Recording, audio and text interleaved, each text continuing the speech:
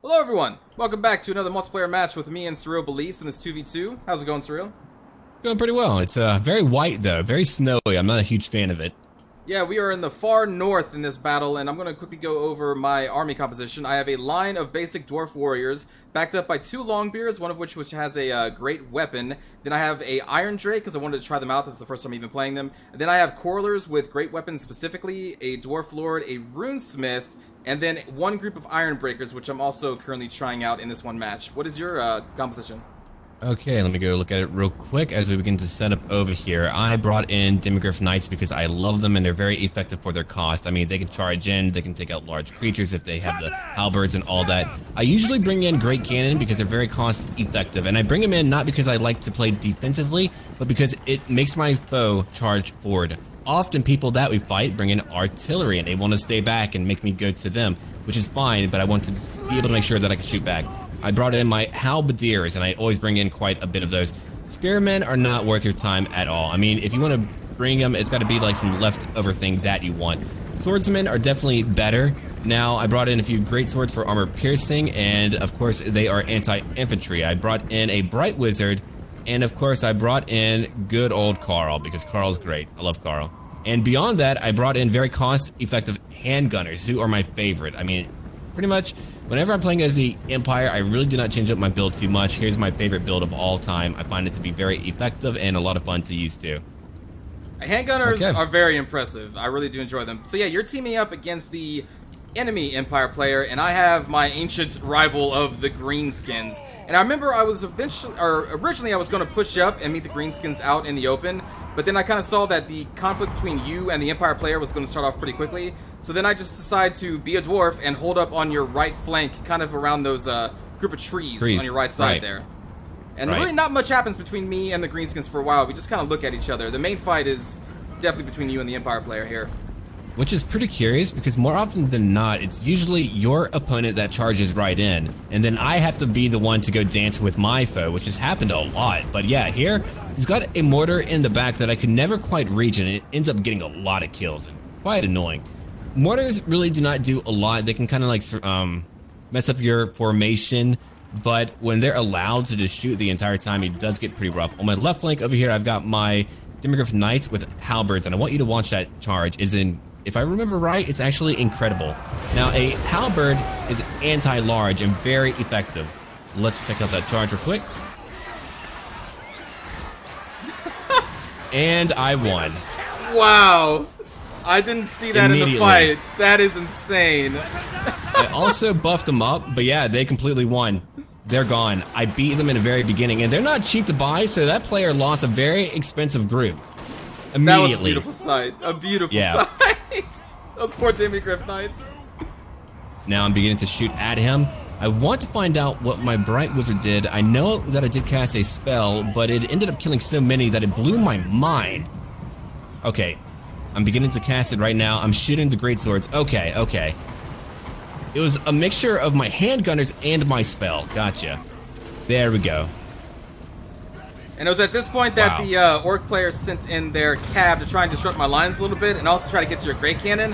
And I did my best to try and protect your Great Cannon, but, well, it's unfortunate. Actually, they did get a pretty good charge off, but I think that it might be okay. I can't really remember. I did have two Great Cannon, but I didn't even have a great place to shoot from, so it didn't really matter too much. I couldn't quite hit them. One, because of the hills. Two, because of the trees, too.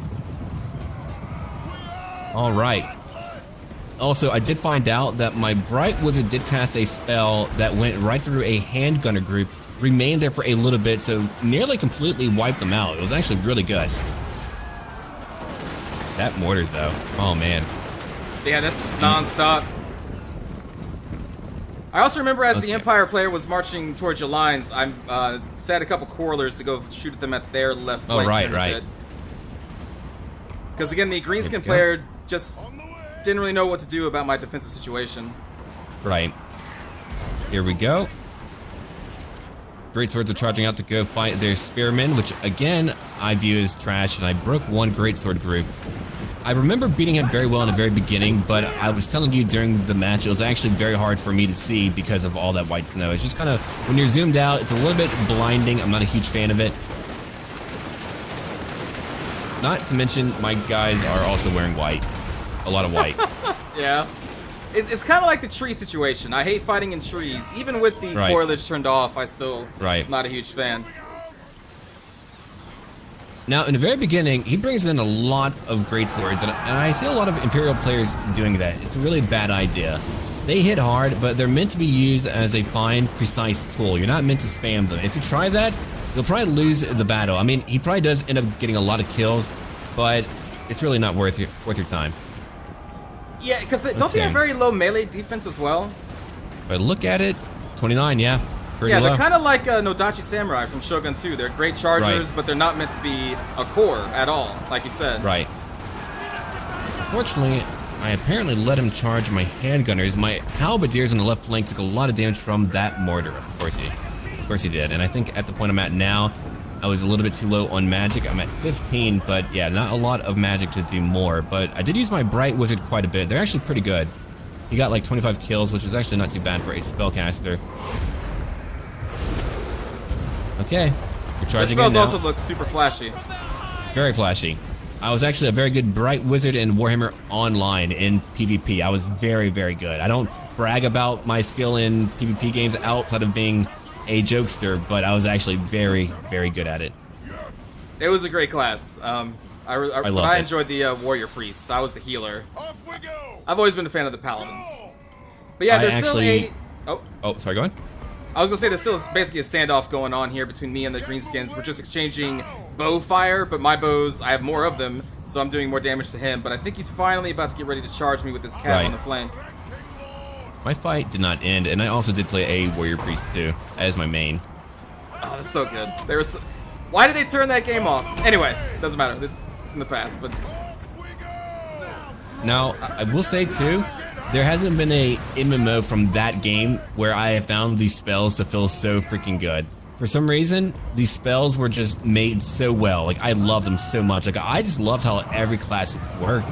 They just needed more time to work on that game. It wasn't done when it came out. It didn't have the content it was meant to have.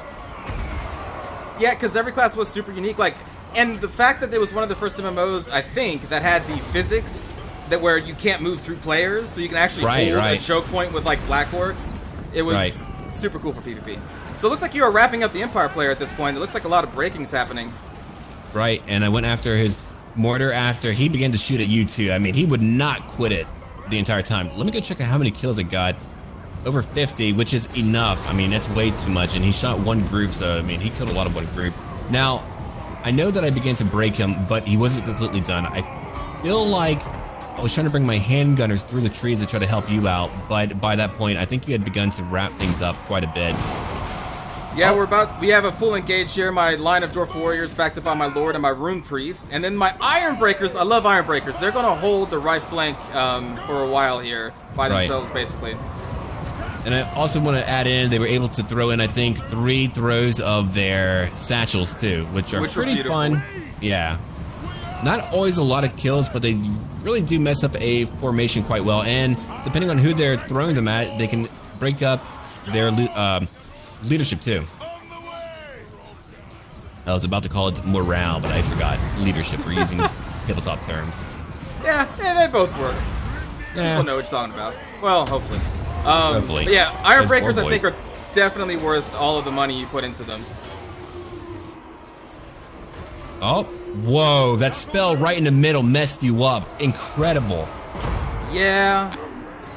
I don't know what spell that was, but man, he made you fly around.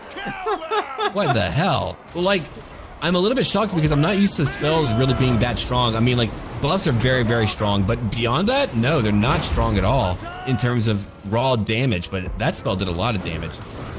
Oh, I didn't even notice you had your great cannons in the trees there, and it's actually firing down on, like, their Black Orcs on my right side. That is correct. And I'm also toasting them with my Iron Drakes. Oh, which yeah. looks so beautiful. I love the flamethrowers. Which, they didn't get a lot of kills, but they are fun, and they do drop leadership pretty fast, but they are very hard to use. Yeah. And they're super expensive. Yeah, they're not cheap at all. Like, I'm watching them shoot now, and oh, they can shoot over your dwarfs' heads and actually hit the orcs. That's pretty funny. Oh, here we go. Okay, that was worth it.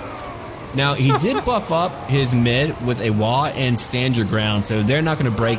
That's probably why he tore up your middle so much. I mean, they were heavily buffed.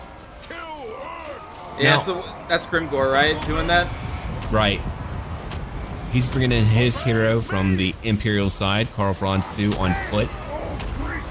I cannot take out his leader. There are some games where taking out an enemy lord is incredibly hard.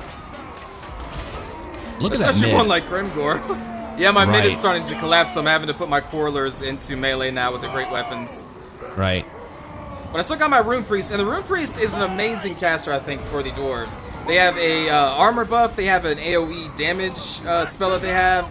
They're pretty cool. I really enjoy having a Runesmith. Yeah, they're very good. And I think that is why I began to come over here, because, I mean, he buffed up his mid so much, and I think he debuffed you a little bit, because I saw a little bit of a glow around your mid that was not a Rune Priest glow, but it's finally beginning to break now. So, like, right after he began to break, he just couldn't do it at that point. Maybe if he was a little bit more careful with his boar boys, he would have had a better time trying to beat you, but he tried to spend them on their own, which is not what you're really meant to do. That can work from time to time, but you definitely want to use all of your arms together. And they're all beginning to break now, and we won the battle. Yep, it was great. I really enjoyed that fight there at the end. Let's go check it out real quick. Yeah, I had a lot of fun outside of, you know, not being able to see. My handgunner shot up his greatswords completely. My greatswords got a lot of kills. My great cannon, not as good as they often are, but again, I couldn't really see them. And your Demigryph Knights, like MVP, the first charge, just instantly destroying a whole Demigryph unit. They didn't get one kill. That was incredible. It was right. It was incredible. Okay, let's see. The orc player, I mean, his archers did pretty well. He brought in a lot of savage orc boar boys, which is why he probably should have used them in combined arms to fight you. But he kind of left them on their own in the very beginning. But, I mean, they got their kills, but not enough to beat you. Let me go look at what you got. Your Quarrelers did very, very well. The Iron Drakes, again, cool, but I don't know if they're ever really worth it. It's just a cool factor. So that's all they are. That's all they really are. Which is also very important. I do agree with that, but we're going to wrap it up here. Thank you for watching, everyone. Check out our channels down below. And as always, until then. Thanks for watching, everybody. Take care.